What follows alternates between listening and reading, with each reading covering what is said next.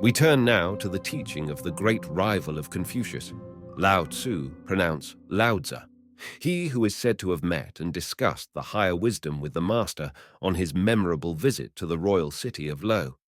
His doctrine could not hope to rival that of Confucius in the sense of popularity.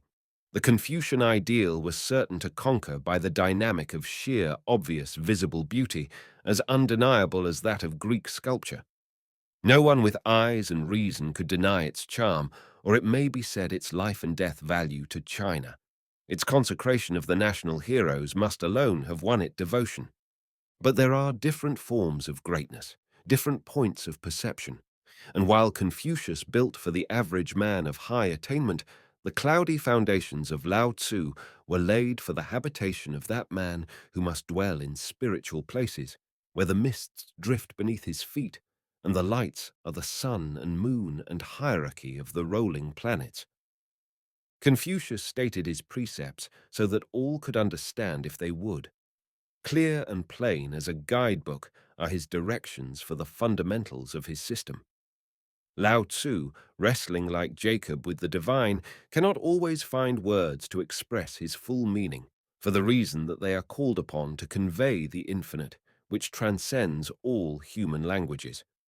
Yet for those who can feel and can attain realization, even as glimpses of light in a troubled sky, the doctrines of Confucius will have a tendency to seem somewhat trite and obvious beside this voice of unearthly beauty, with its promise of a serenity the world neither gives nor can destroy. For with Lao Tzu, we enter the realm of the Indian realization of union with the divine, the Buddhist nirvana, the Christian peace of God.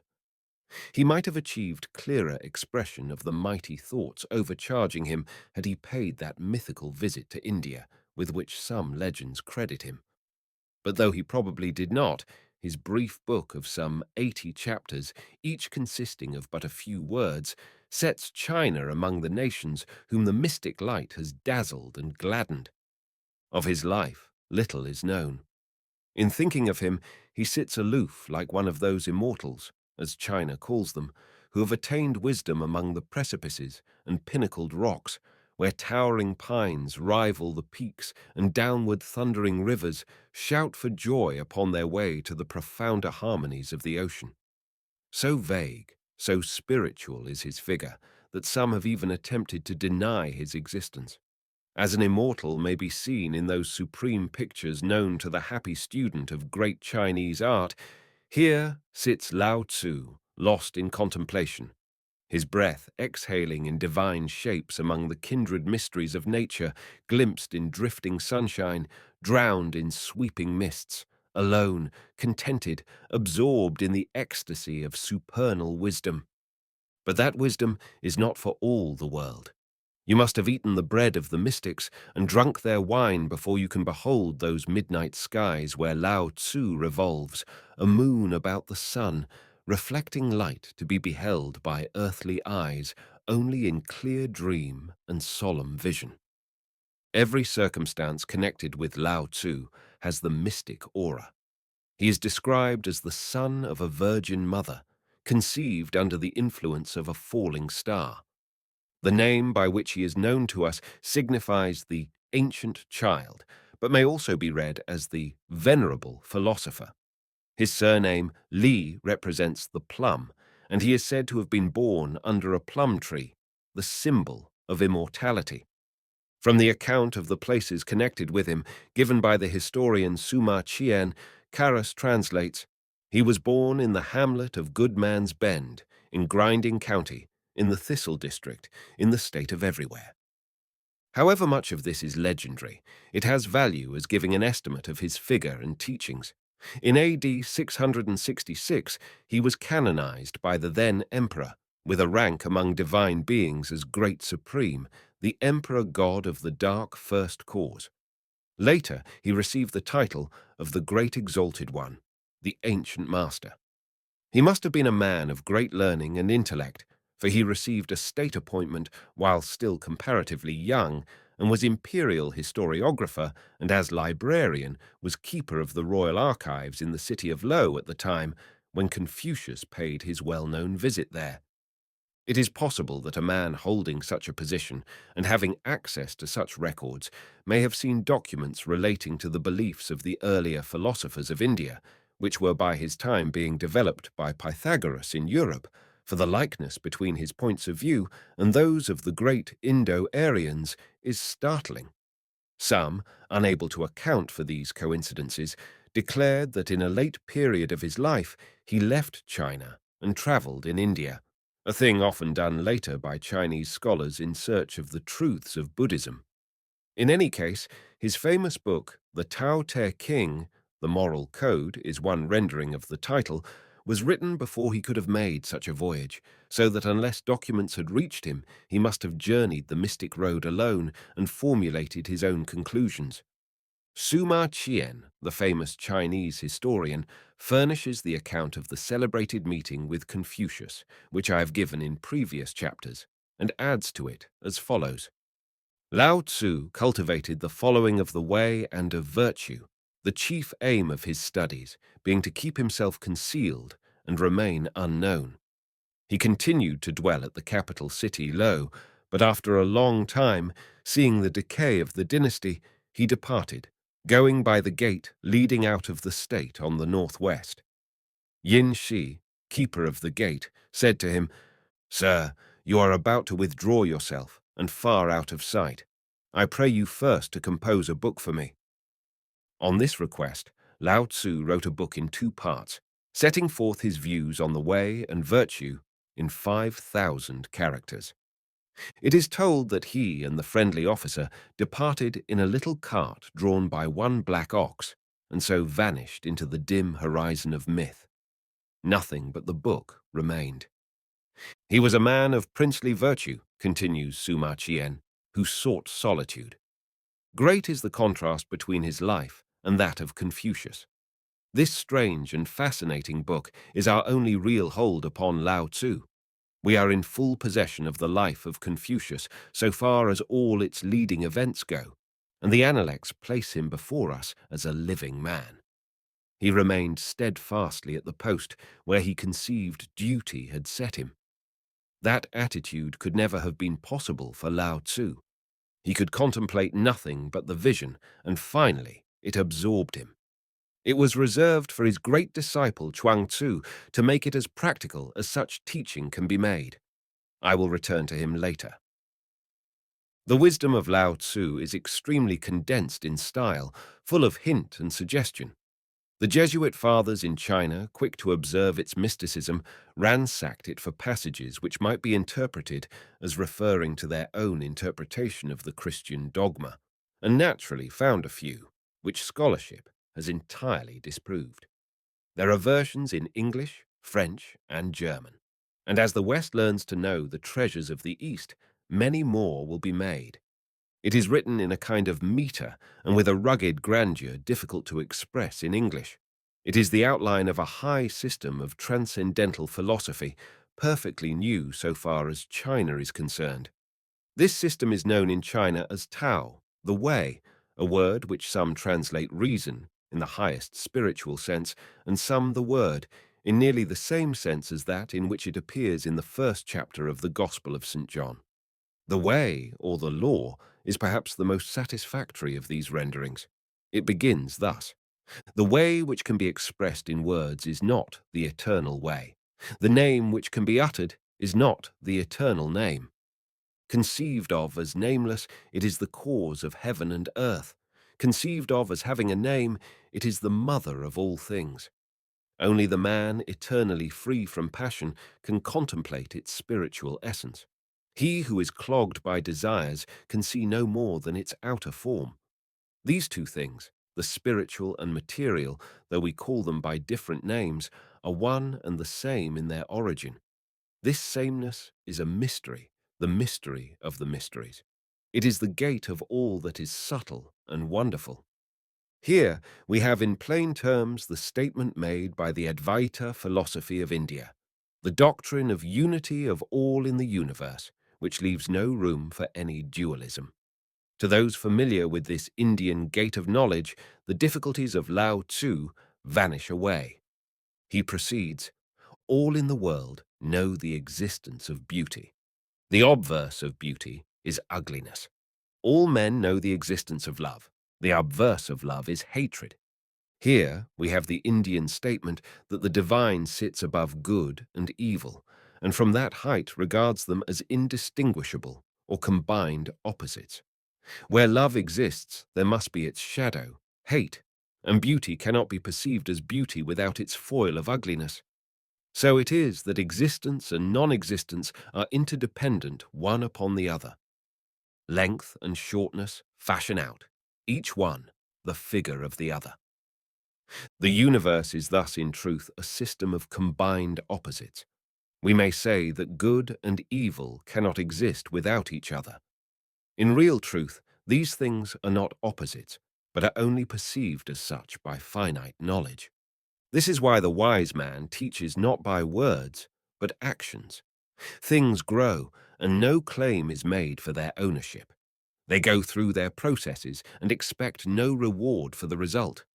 The work is accomplished, but there is no finality in it as an achievement. Thus, the way is exemplified in all natural processes, and neither is greater nor less than another. This may convey the thought expressed by Walt Whitman: I believe a leaf of grass is no less than the journey work of the stars, and the running blackberry would adorn the parlors of heaven. And a mouse is miracle enough to stagger sextillions of infidels. He and the wise man of China would have understood one another at this point. It may be easily understood how opposed were these views to those of Confucius, who set such store on right-speaking and the importance of active and incessant labor in all the spheres of man's endeavor. A still deeper cleavage follows in the next chapter, where Lao Tzu presents his singular doctrines on government. The way to keep the people from rivalry is to refrain from exalting brilliant men above them. Not to show them what will exalt their desires is the way to keep their minds from disorder. Therefore the wise man in governing empties their minds, but fills their stomachs, weakens their wills, but strengthens their bones. His endeavor is to keep them unsophisticated and without desire, and where there are those who have knowledge, to keep them from presuming to act upon it. Where there is this abstinence from action, good order is universal. This declaration has been a great difficulty to many commentators, but I think it need not be. Lao Tzu shares the Indian belief in reincarnation and realizes that the great majority of people are in an early stage of intellectual and spiritual evolution. They are unfitted for the right use of that very two-edged weapon knowledge. They cannot understand any but the simplest first steps of the way. The best the wise man can hope is that they will follow the simplest virtues. He will secure for them the good things that it is in their scope to understand, and will withhold the so-called benefits that their ignorance would misuse to their own detriment. Therefore, he will attend to their bodily needs. He will live simply himself that they may not covet what they have not got, and he will withhold the knowledge of the schools that they may not provoke calamities to themselves by acting ignorantly upon it. With Pope, he considers, a little learning is a dangerous thing. This system leaves room for the rugged and simple virtues, which grow in the earlier stages of civilization and seldom later. If wise men, in secret conclave, undeterred by public and democratic expectation, were to express their opinions candidly to each other, with which would they agree? The confidence of Confucius in the force of example on the masses and the high goodness of their natures, or Lao Tzu's blunt recognition of what he considers scientific and evolutionary fact. His next chapter has grandeur. How unfathomable is the way, like unto the emptiness of a vessel, yet, as it were, the honored ancestor of all. Using it, we find it inexhaustible, deep and unfathomable. How pure and still is the way. I do not know who generated it. It may appear to have preceded God. This is very interesting. Here we have the pure, incomprehensible essence, the first cause of India, from which all deities later take birth, the absolute, the supreme Brahm. Lao Tzu continues, Heaven and earth do not act from the impulse of any wish to be benevolent. They deal with all things as the dogs of grass are dealt with. This is again the Indian teaching. The supreme law sits above any benevolence or partiality. The dogs of grass were made of straw in ancient Chinese sacrifices, and when the sacrifice was over, were discarded and uncared for. So with the law. Man himself is a part of it.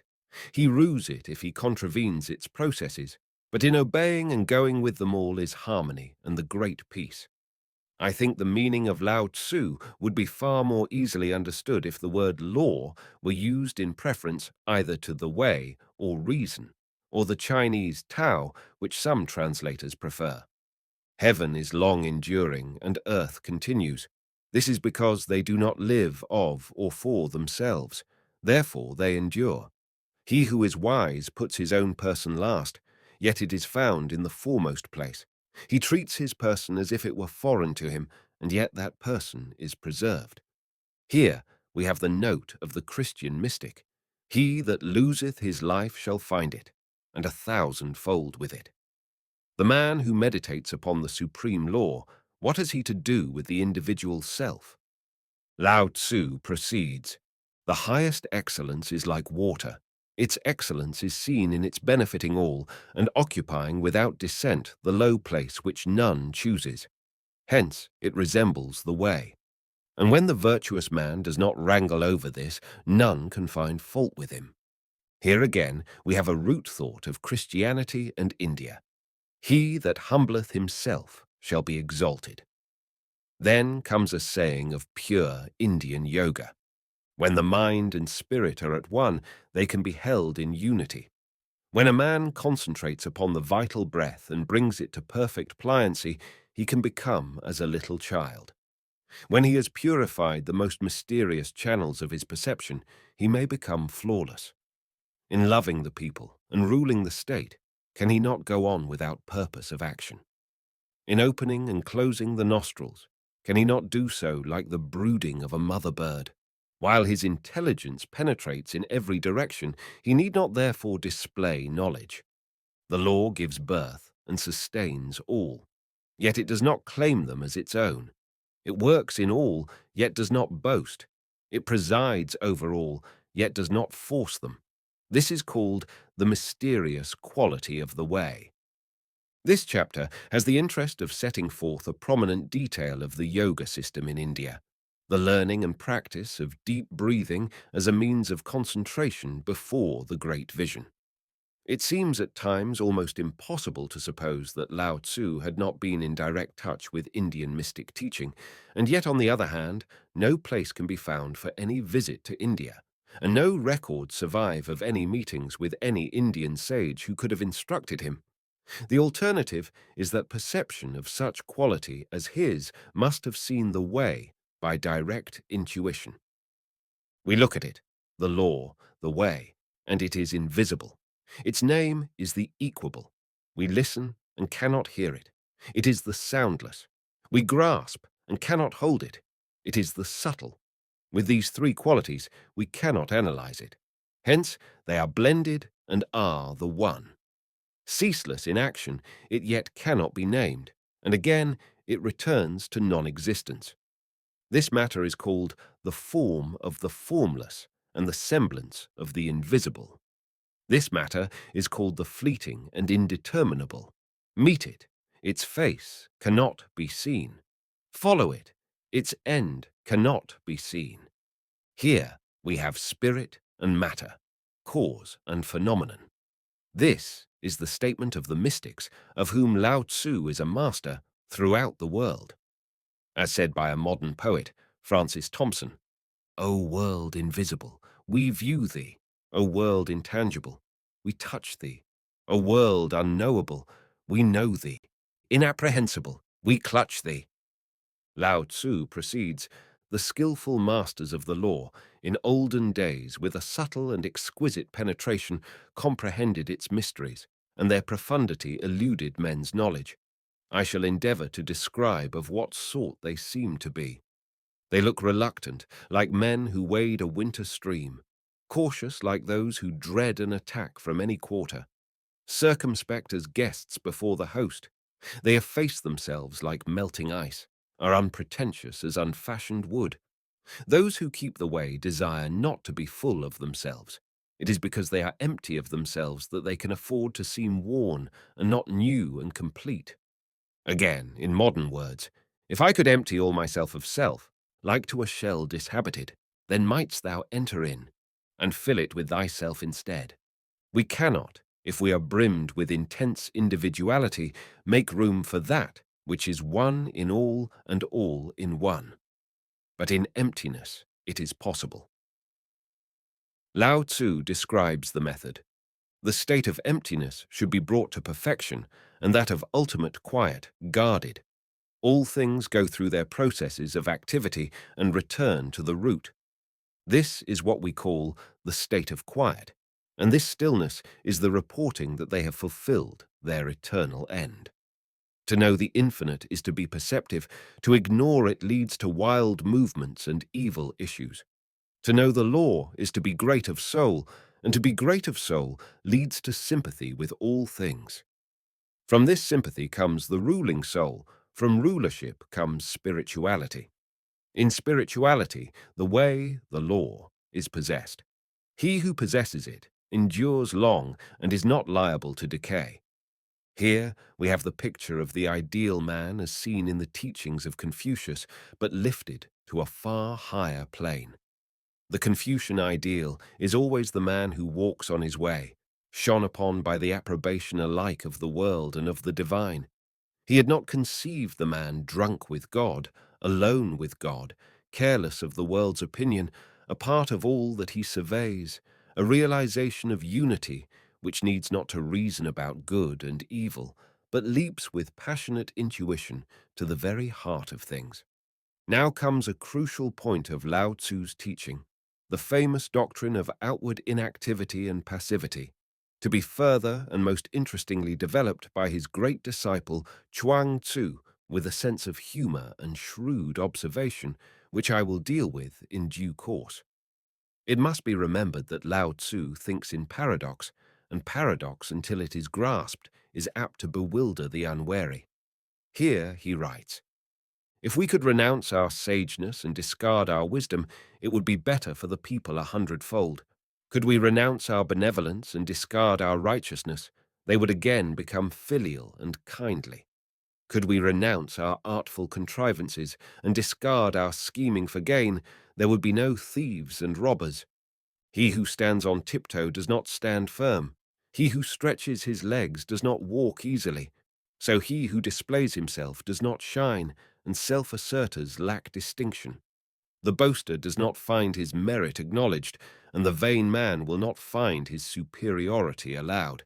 Such things in comparison with the law are like excreta or a tumor on the body. Therefore, he who has the law has no place for them. This is an exhortation to return to the simplicity of the law and to be without seeming or striving. Except ye become as little children, ye cannot enter the kingdom of heaven, of the peace. Fuss, righteousness, and dogma have no place in the passionless and immutable law, which is everywhere and all in all. There must be no fixed purpose. There must be abandonment to the law with a wise passivity. The wise man must, as it were, lean over the pool of eternity, viewing himself as in the first cause, in rapt and endless contemplation. And then only will virtue go out of him in radiance and worldwide benevolence, and accomplish in this seeming inactivity all that the fussy dogmas, ceremonies, and precepts of the world can accomplish, and infinitely more. Humility, the obliteration of the imagined ego, profound simplicity, these are the landmarks of the way. Gravity is the root of lightness. Quiescence is the master of motion. That is why a wise prince marching all day does not go far from his base. Though magnificent sights lie before him, he remains still with a free mind. How should the lord of a myriad chariots carry himself lightly before the kingdom? If his conduct is light, he is severed from his root. Hasty in action, he will fail as a ruler. This, of course, applies to the inner princedom, the kingdom of heaven where every man may be a prince with God. Much of the difficulty in comprehending Lao Tzu lies in persistence in translating his teachings into the outward sphere of action. He lives in the world of ideas. True, they mold the outer worlds. In truth, they are the outer world, but only the man of deepest perception can understand this. Therefore, for ordinary readers, Lao Tzu must be taken as an Indian yogin, speaking from the point of view of the man to whom the drama and mirror of phenomenal life are meaningless. The want of understanding this has led his disciple Chuang Tzu into great extravagances as to the conduct of the outer life. He proceeds, "If anyone should wish to rule and affect by action, I see that he cannot succeed. The kingdom is a spiritual thing. It cannot be gained by action. He who would so win it destroys it. He who would hold it in his grasp loses it. In the words of our own scriptures, the kingdom of heaven cannot be taken by violence. The heavenly towers cannot be stormed, for the kingdom is within the deep realizations and secrecies of the spirit. It follows that, in the eyes of the man who has attained, war is a terrible and loathsome sin against the law, the way. Among the tools, arms are unblessed. He who would assist a lord of men in harmony with the law will not assert his mastery by force of arms. Such a course only invites reprisal. Where armies are quartered, briars and thorns take root. The followers of great armies are evil years. A wise commander strikes a decisive blow and halts. He strikes as a necessity, not from the desire of mastery. In the feasts of peace, the left hand is the place of honor. In mourning, the right. The place of the general commanding in war is on the right, as in the ceremonies of mourning. He who has killed many men should weep with bitter tears. Therefore, he who has conquered in battle should stand in the place of mourning. The world will today acknowledge the sharp truth of these sayings. In France, all may see the fact well illustrated that briars and thorns take root where great armies are quartered. Lao Tzu perceives the better way and declares it in the chapter which follows. To him who holds fast the law, the whole world repairs. Men flock to him and receive no hurt, but rest, peace, and the ultimate calm. When music and dainties are set forth, they win the passing guest for a time. But though the senses cannot perceive the law, and it transcends the ears and eyes, by using it is known to be inexhaustible. This, of course, proclaims the transcendence of the law, the deceit of the senses. The great way puts forth no lures for them, but its feet are set on eternity, and infinite is its habitation. In the next chapter, Lao Tzu proclaims the scientific and spiritual law of alternation. If you would breathe deeply, the lungs must first be emptied. Desiring strength, you must first weaken. If you will overthrow, you must first exalt. If you would take, you must first give. This is called hiding the light. This is how the soft vanquishes the hard and the weak the strong. Truly, in this ancient book, dating from the 7th century BC, are deep knowledge and wisdom worthy of the profoundest study in the modern world. When India and China unite their voices on things spiritual, man does well to listen. The next chapter has a majestic simplicity. It must be always remembered that the way, the law, means the first cause, the self, as it is called in India, in distinction to the false, ignorant, crouching self, the ape self, which abides in the uninstructed man.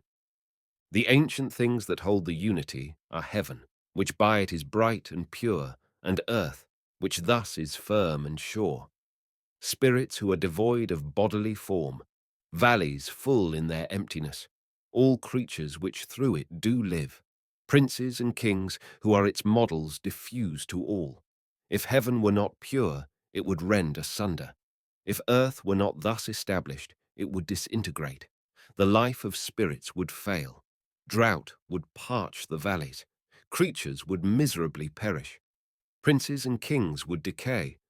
For the way is the universal, and in its circumference all things live and move and have their being.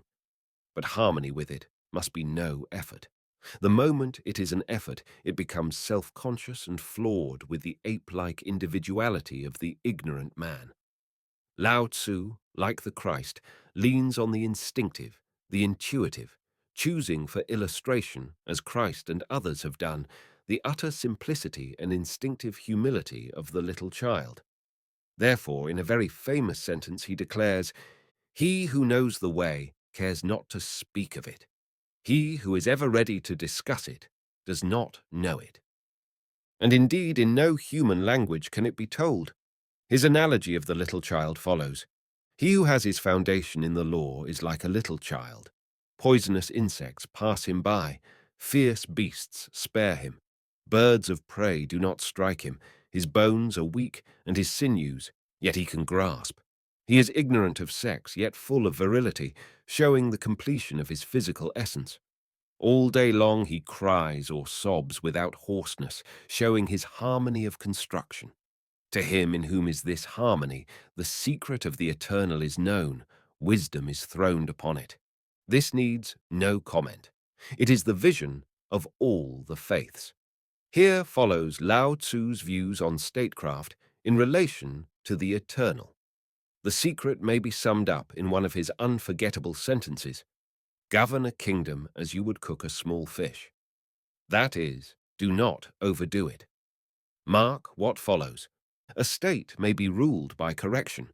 Weapons of war may be used with cunning dexterity, but a kingdom is truly conquered only by freedom from action and purpose.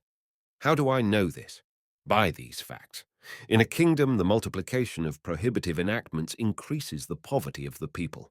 The more implements the people possess to add to their profits, the greater disorder is there in state and clan. The more arts of cunning dexterity possessed by men, the more do startling events appear.